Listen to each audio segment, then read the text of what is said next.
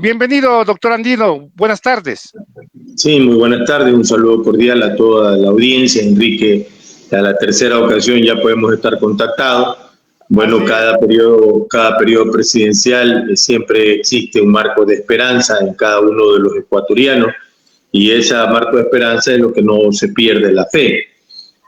Un poco mirando desde la visión pragmática, obviamente los gobiernos del Ecuador han sido siempre, si se quiere, tomados precisamente por las fuerzas económicas del país y la última, el gobierno saliente es precisamente una oligarquía de tipo financiera, vinculado al poder del capital en sí, no generador de empleo, sino solamente acaparador de recursos económicos, lo que nos hace determinar que ese gobierno solamente a base del sufrimiento del país, el gobierno saliente, nos está dejando una grave consecuencia de falta de empleo, de falta de salud, de falta de educación, de falta de inversión en la obra social.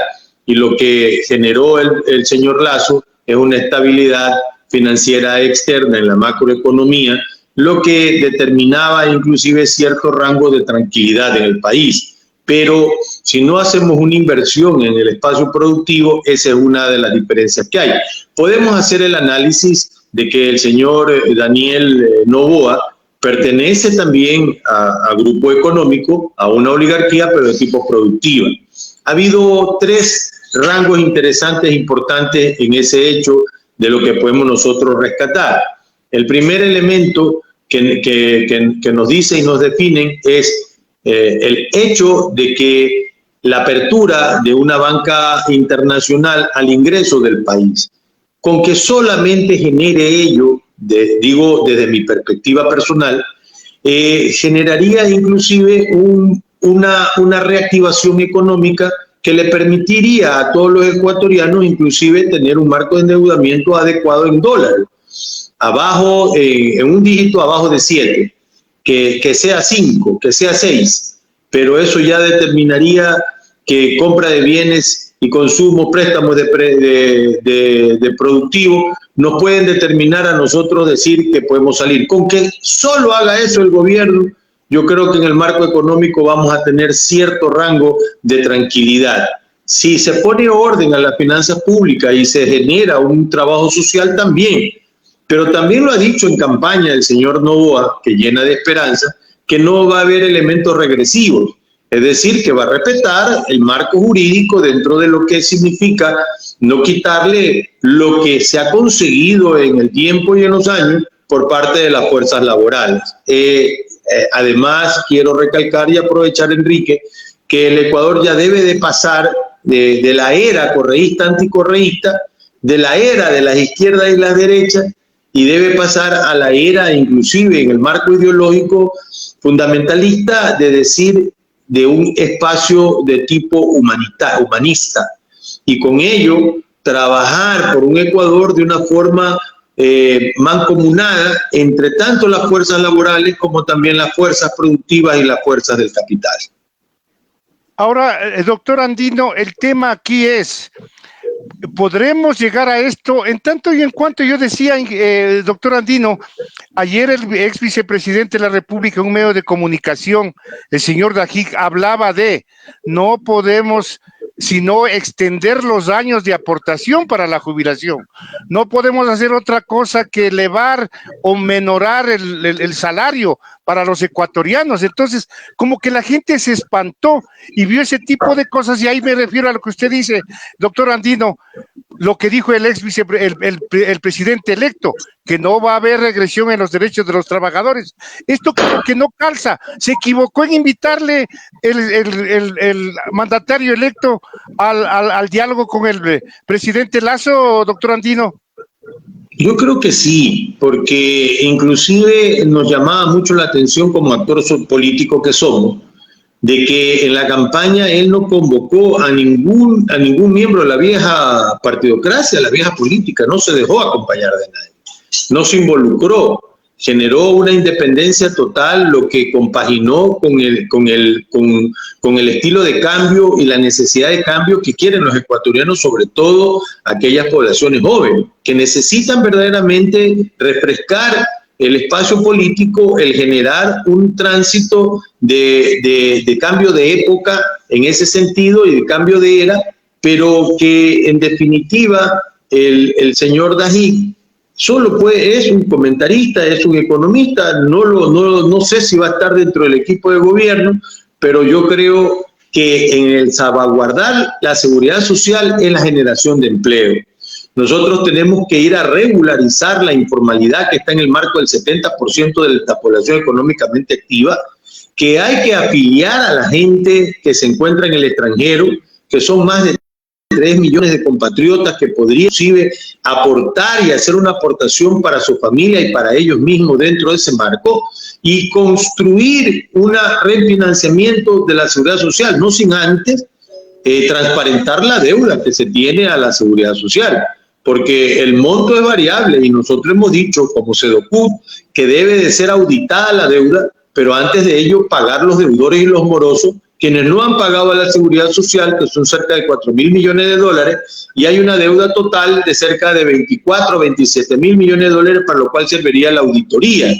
Y también generar en este sentido, para salvaguardar la venta de los pasivos que tiene la seguridad social en desuso, que viene perdiendo valor y que debe de ser a precio justo, construir ese espacio. Es decir, nosotros tenemos que ir a una reforma profunda, pero no debilitando el lado más fino de la piola, que es el trabajador, que es el afiliado, ni tampoco generando espanto para no aportar, sino más bien construir un país desde el lado de la producción, de la creación de empleo y de afiliación de forma agresiva y masiva que permita solidificar el concepto de lo que significa el cálculo actuarial, sobre todo para la prestación jubilar, que es la gran preocupación que tenemos todos los trabajadores y los afiliados del país.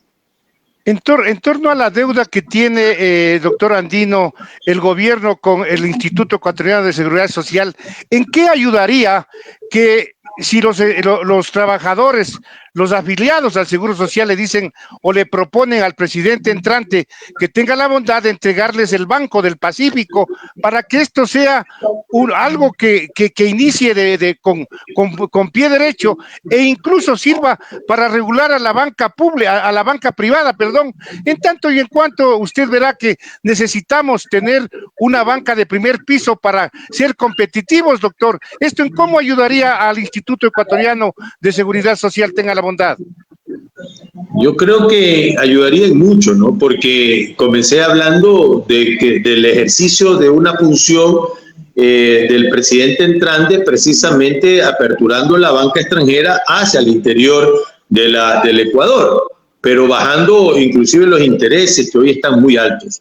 Pero si nosotros tuviéramos una banca de inversión, que parte de la propuesta que la Comisión del Frente Unitario de Trabajadores así lo lleva, significaría que esta banca de inversión podría establecer recursos parecidos a los que estamos planteando, es decir, bajar los intereses, construir un proceso de inversión que no sean negociaciones riesgosas, pero siempre y cuando tomando la recuperación de cartera como un ejercicio que debe de ser innovado y mejorado en las capacidades digitales y tecnológicas que debe tener la seguridad social, que es parte del proceso de su reforma, es decir, innovación, mejoramiento de la parte de esa condición, pero sobre todo cambio en la estructura del mandato, de la composición de quienes están dirigiendo la seguridad social, que verdaderamente son en número de 3.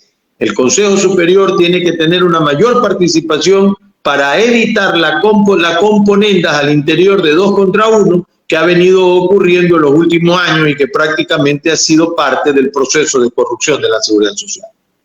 Ahora, la SEDOCUD, el doctor Andino, buscará un diálogo con el primer mandatario electo para darles todas esas preocupaciones que tienen ustedes, en tanto y en cuanto empezar con pie derecho, insisto en esto, para que todas las cosas caminen de buena manera y que las cosas vayan caminando por el bien de todos. Y además de eso, doctor Andino, ¿qué le parece a usted que ustedes propongan un gran diálogo nacional para que las cosas se acaben? Este tema del regionalismo, este tema de estar divididos, este tema de mencionar correístas, no correístas, todo eso tiene que acabarse y pensar en un solo país, doctor Andino, tenga la bondad.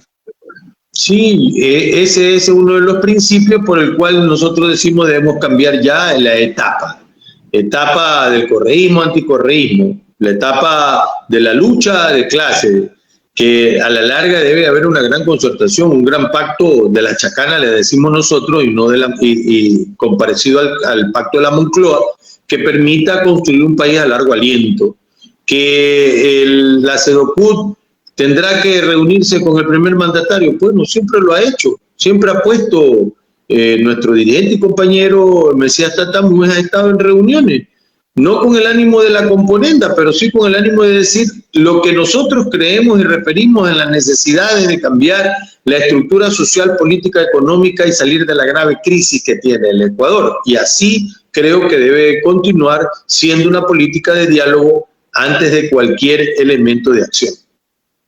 ¿Cuáles puntos claves deben estar puestos en la mesa en torno al tema de la seguridad social? Me refiero, doctor Andino, tenga la bondad.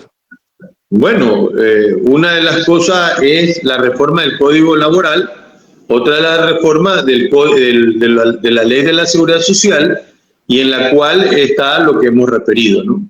Sí, banca de primer nivel, que exista precisamente una recuperación de todos los recursos económicos que le adeudan a la seguridad social, entre ellos la mora patronal, pero también las condiciones que debe de existir precisamente en blanquear la deuda de ellos, descentralizar y desconcentrar, pero sobre todo que pongan un delegado del Ejecutivo que sea acorde a las condiciones de la seguridad social, que ame la seguridad social y que quiera construir una nueva institución. Eso es lo más importante en ese sentido, más todos los temas sociales, económicos y políticos y éticos, y sobre todo de violencia y de condiciones que prácticamente no le permiten el desarrollo del país.